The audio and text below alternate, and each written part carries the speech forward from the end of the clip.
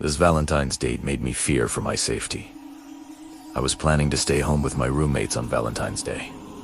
No expectations, no pressure. But the night before, the guy I matched with on Hinge asked if I had plans. He said he wanted to take me out. I said yes. That was my first mistake. We met at a bar, but he immediately started complaining about the place and insisted we go somewhere else. He didn't like any of the spots he found, so we ended up at a random restaurant. When I saw him in person, he looked very different from his photos.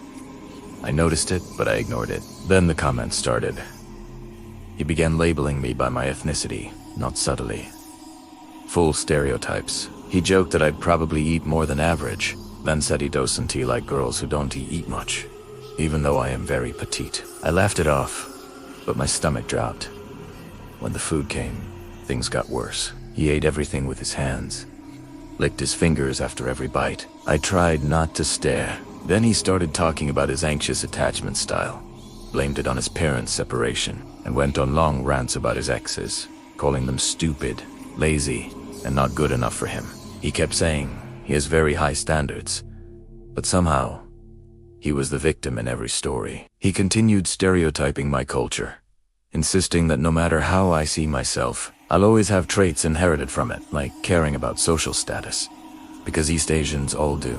He said this with full confidence. At one point, he leaned in and said, "I'm really good at analyzing people. Analyze me." I told him I don't analyze people. I'm too busy living my life. That seemed to irritate him. What scared me most wasn't even the conversation. It was his face. One second he'd be smiling. The next, he'd just stare at me silently. When he didn't hear me clearly, he'd squint his eyes and shout, "What?" in the most condescending tone. By then, I wasn't thinking about dating anymore.